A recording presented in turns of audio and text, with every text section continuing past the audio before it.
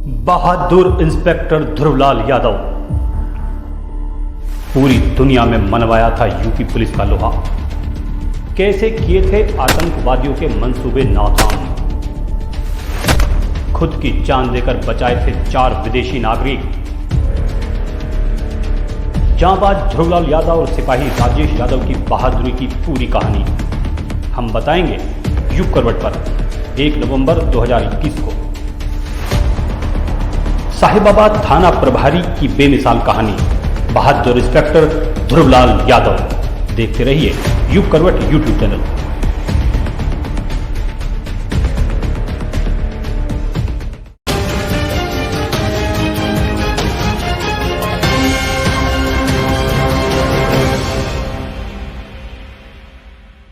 नमस्कार, आप देख रहे हैं युग करवट न्यूज और आपके साथ मैं हूं शोभा भारती। पेश है आज का हमारा न्यूज बुलेटिन। आइए नजर डालते हैं आज की हेडलाइंस पर। भाजपा के यूपी प्रभारी ने राहुल गांधी और अखिलेश यादव पर साधा निशाना। दीपावली नजदीक, बाजार तैयार मगर खरीदार नहीं। और नगर निगम का दीपावली मेला आज से शुरू। गृह मंत्री अमित शाह लखनऊ दौरे पर आ रहे हैं। वे चुनाव संबंधी बैठक लेंगे। इधर अखिलेश यादव ने खदेड़ा होवे का नारा दिया है। ऐसे ही मुद्दे पर अपने विचार रखेंगे युग करवट के एडिटर इन चीफ सलामत मियां। नमस्कार दोस्तों, मैं आशिष त्यागी युग करवट यूट्यूब चैनल पर एक बार फिर से आपका स्वागत करता हूं। राजनीतिक हलचलें दिनों दिन बढ़ रही हैं।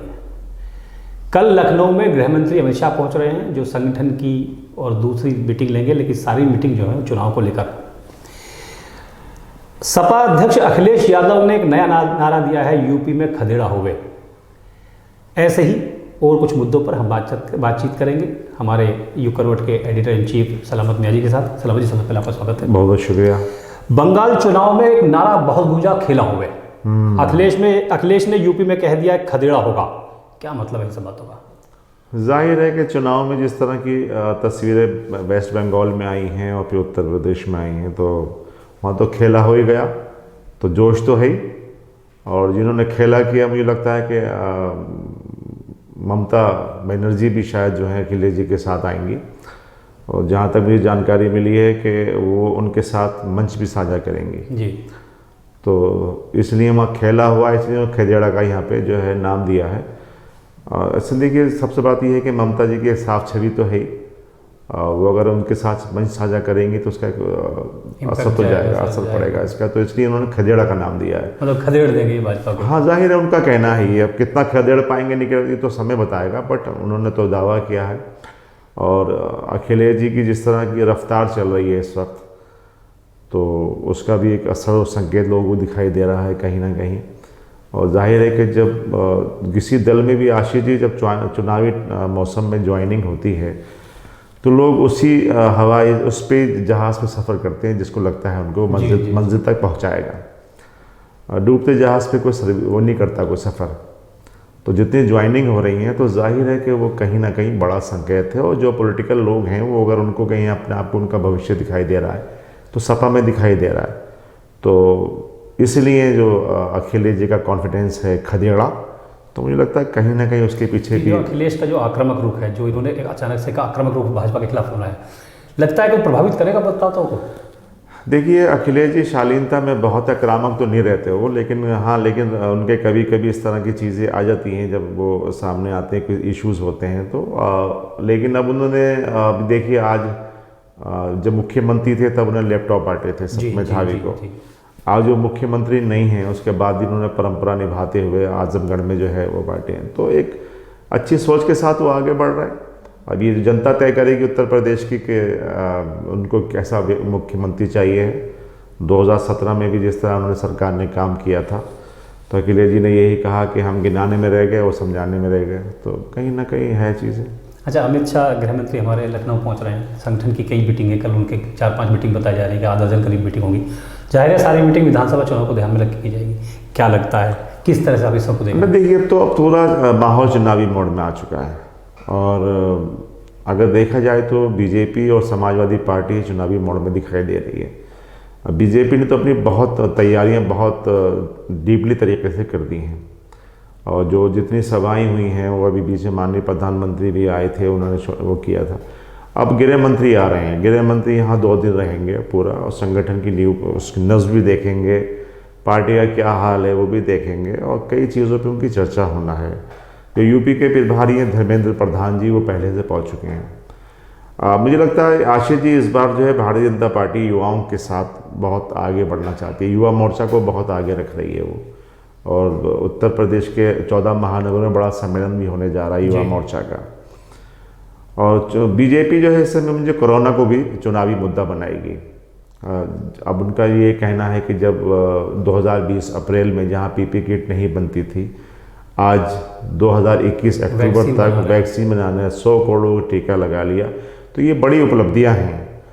तो अब जैसे धर्मेंद्र प्रधान जी का ये कहना है कि भाई 7.5 साल मोदी जी के और 4.5 साल योगी जी के, तो योगी जी और मोदी जी के जो कार्यकाल है अब चुनाव उस पर लड़ा जाएगा। तो मुझे लगता है कि और अमित शाह जी इसी तैयारी से आ रहे हैं, और वो अच्छा उनका तरीका ये है माननीय गृह मंत्री जी का कि चुनाव से पहले वो जाए कमान संभाल लेते हैं। सफलता मिलती है नहीं मिलती है एक अलग इशू है। वेस्ट बंगाल में भी उन्होंने बहुत दौरे किए, बहुत चीज़ें गई, लेकिन उन्होंने कहीं ना कहीं उनका ये था कि वो अपने तरीके से पूरा काम करते हैं। तो इस बार भी ये है कि उत्तर प्रदेश मिशन उत्तर प्रदेश पे वो निकल रहे हैं और पूरी तैयारियां चल रही हैं, और आने वाले वक्त में आपको दिखाई देगा कि जिस तरह से अमित शाह जी ने तैयारियां की हैं उससे कहीं ना कहीं हमें फोकस भी दिखाई देगा। मुझे लगता है कि उनकी रणनीति बहुत साफ होती है, वो डीपली काम करते हैं, वो बूथ और यूथ में बहुत ध्यान दे रहे हैं। तो मुझे लगता है कि आने वाले वक्त में उनकी रणनीति का असर हमें दिखाई देगा। जहाँ आपने धर्मेंद्र प्रधान जी का जिक्र किया है, धर्मेंद्र प्रधान आज लखनऊ पहुँचे, जाहिर सी बात है कि गृह मंत्री के कार्यक्रम को लेकर वो सब नज़र रखेंगे, तैयारी देखेंगे। उन्होंने एक बयान दिया है, उन्होंने बयान दिया है कि यूपी में 2 लड़के साथ नजर आते थे, अब दिखते नहीं है। तो जाहिर है ये राहुल और अखिलेश में हाँ जाहिर है, वो बिल्कुल यही चीज़ है कि उन्होंने पहले ये शुरू हो गया है। अच्छा, अब जहाँ तक आप देखिए, आप एक चीज़ और देखिए आशीष जी कि अब भारतीय जनता पार्टी के निशाने पे सपा है, ना तो बसपा है ना कांग्रेस है, ना कांग्रेस है, समाजवादी आम आदमी पार्टी भी नहीं है, कुछ नहीं है, समाजवादी पार्टी है। तो कहीं ना कहीं हो सकता है आप दिखाई दे रहा हो बीजेपी को भी कि उनका मुकाबला समाजवादी पार्टी से। एक भी नेता बसपा के खिलाफ नहीं बोल रहा है, हल्का फुल्का कांग्रेस के खिलाफ बोलते हैं लेकिन बाकी किसी के खिलाफ नहीं बोल रहे हैं।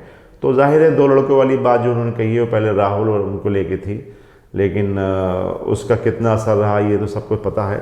लेकिन आज तो वो अकेले ही चले, अखिलेश जी और शायद गठबंधन होगा जैन जी से, तो फिर 2 लड़के साथ 2 लड़के चलेंगे। मुझे लगे इस बार कुछ ना कुछ होगा। अच्छा, पूरे प्रदेश में आज से दीपावली मेले शुरू हुए हैं। पहली बार संभवतः ऐसा हुआ है कि नगर निगम और नगर पालिका, स्थानीय निकाय जो है वो उस तरह के मेले का आयोजन कर रही है। क्या ये माना जाए कि ये प्रदेश सरकार का चुनावी इवेंट है? 100%। 2 साल पहले सरकार को 4.5 साल हो गए, इससे पहले क्यों नहीं हुए?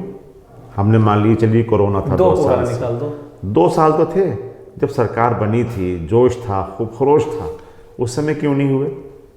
2017 में बनी सरकार, 18 में नहीं किया आपने, 19 में नहीं किया, 20 में मान लेते हैं कोरोना हो गया था, नहीं कहीं पूरे देश में हालात थे, अब आप क्यों कर रहे हैं? जाहिर बात है कि चुनावी मौसम है, दिवाली जैसे त्यौहार पूरा बड़ा त्यौहार होता है हिंदू भाइयों का हमारा, तो कहीं ना कहीं आपकी बात बिल्कुल सही है कि वो चुनाव को देखते हुए आयोजन है। लेकिन चलिए मैं मानता हूँ फिर भी एक अच्छा प्रयास है, आयोजन होना चाहिए। ये त्यौहार ऐसे हैं जिससे आपसी सौहार्द होता है, आपसी प्यार बढ़ता है, इस पर राजनीति नहीं होना चाहिए।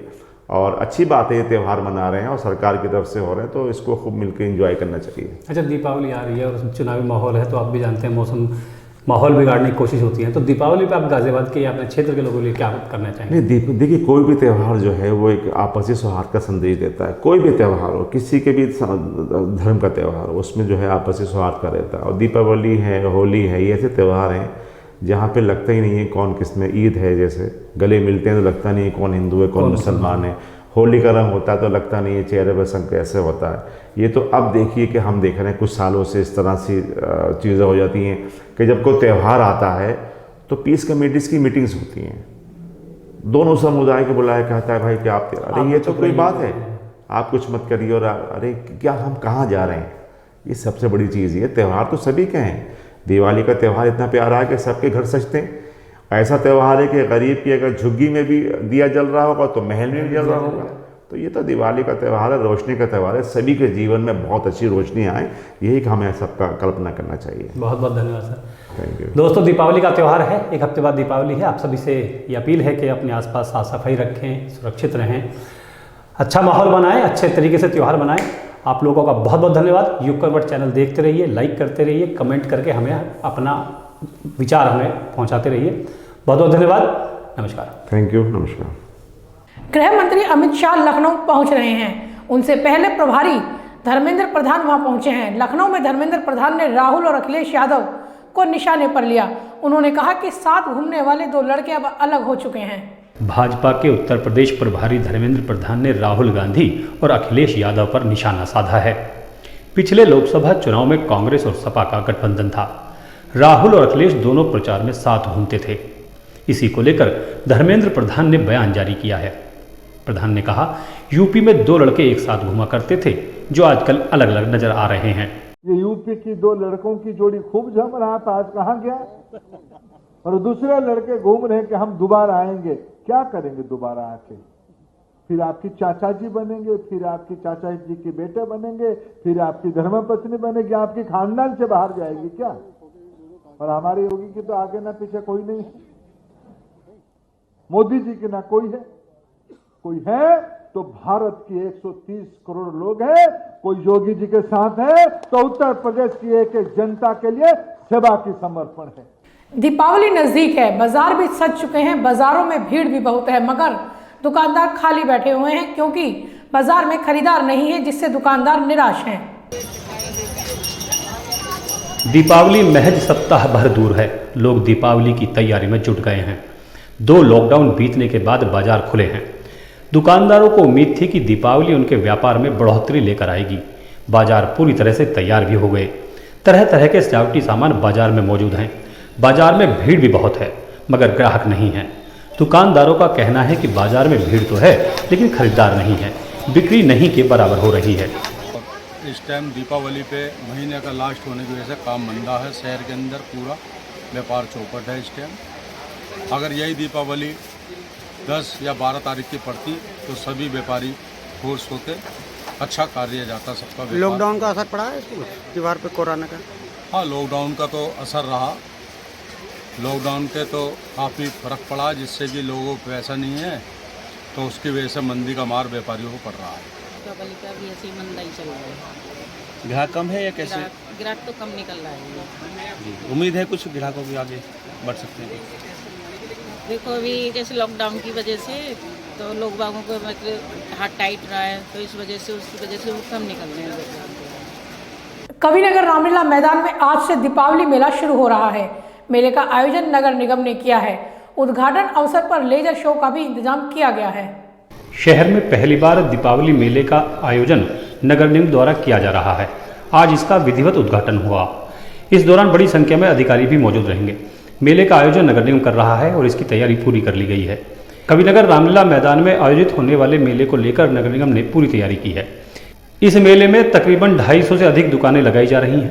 मेले में किसी भी प्रकार की अव्यवस्था न हो, इसके लिए पुलिस को भी तैनात किया गया है। मेले की रौनक बढ़ाने के लिए बच्चों के लिए झूले आदि भी लगाए गए हैं। मेला अधिकारी अपर नगर आयुक्त प्रमोद कुमार को बनाया गया है। उन्होंने बताया कि मेले का उद्घाटन केंद्रीय मंत्री वीके सिंह करेंगे। ब्यूरो रिपोर्ट, युग करवट। बरेली पुलिस उस समय चकित रह गई जब एक गाड़ी में 91 लाख रुपए नगद दिखाई दिए। पुलिस ने सारा पैसा कब्जे में ले लिया। 2 लोगों को पूछताछ के लिए हिरासत में भी लिया गया है। बरेली में पुलिस भी चौंक गई जब उसे एक गाड़ी में लाखों रुपए मिले। पुलिस सारा पैसा और गाड़ी में बैठे लोगों को लेकर थाने आ गई। मामला बरेली के प्रेमनगर थाना क्षेत्र का है। यहां पुलिस चेकिंग कर रही थी। एक गाड़ी को रोककर चेक किया गया तो उसमें 91 लाख रुपए नगद रखा हुआ था। इतना पैसा देखकर पुलिस भी दंग रह गई। गाड़ी में 2 लोग मौजूद थे। दोनों को पूछताछ के लिए थाने लाया गया। बताया जाता है कि जिस गाड़ी में पैसा मिला है वह गाजियाबाद की है। पुलिस मामले की छानबीन कर रही है। ब्यूरो रिपोर्ट, युग करवट। नोएडा में एक कंपनी पर अपने कर्मचारियों को जबरन निकाल देने का आरोप है। सीटू ने इसके विरोध में प्रदर्शन किया है। बताया गया है कि उनका भुगतान भी नहीं किया गया। श्रमिकों पर दमन नहीं सहेंगे, इनकलाब जिंदाबाद, CITU जिंदाबाद। एक कंपनी से कर्मचारियों को निकाले जाने का मामला तूल पकड़ रहा है। कंपनी के इस निर्णय के खिलाफ कर्मचारी संगठन C2 ने प्रदर्शन किया है। फेज 2 हौजी कॉम्प्लेक्स स्थित प्रिंट पैक इंडिया कंपनी पर अपने कर्मचारियों को जबरन निकाल देने का आरोप है। C2 का कहना है सभी कर्मचारियों को गैर कानूनी तरीके से निकाला गया है, उनका भुगतान भी नहीं किया गया है। श्रमिकों का धरना है, ये धरना गैर कानूनी तरीके से जबरन मजदूरों से नौकरी से जो है निकालने, जबरन त्याग पत्र लेने और मजदूरों के देय पावनों तक का भुगतान नहीं करने के विरोध में है। हमारी मांग है कि प्रबंधक गैर कानूनी तरीके से जबरन लिए गए त्याग पत्र को रद्द करे और मजदूरों को काम पे ले या उनके देय पावनों का जो है तुरंत जो भुगतान करे। तो फिलहाल आज के लिए इतना ही। गाजियाबाद और आसपास की खबरों के लिए देखते रहिए युग करवट और विस्तार से खबरों को जानने के लिए पढ़िए युग करवट न्यूज़पेपर। सब्सक्राइब कीजिए युग करवट। नमस्कार।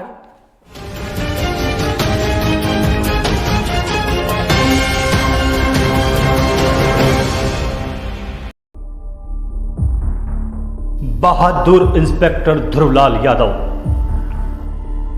पूरी दुनिया में मनवाया था यूपी पुलिस का लोहा। कैसे किए थे आतंकवादियों के मंसूबे नाकाम, खुद की जान देकर बचाए थे 4 विदेशी नागरिक। जांबाज ध्रुवलाल यादव और सिपाही राजेश यादव की बहादुरी की पूरी कहानी हम बताएंगे युग करवट पर 1 नवंबर 2021 को। साहिबाबाद थाना प्रभारी की बेमिसाल कहानी, बहादुर इंस्पेक्टर ध्रुवलाल यादव। देखते रहिए युग करवट यूट्यूब चैनल।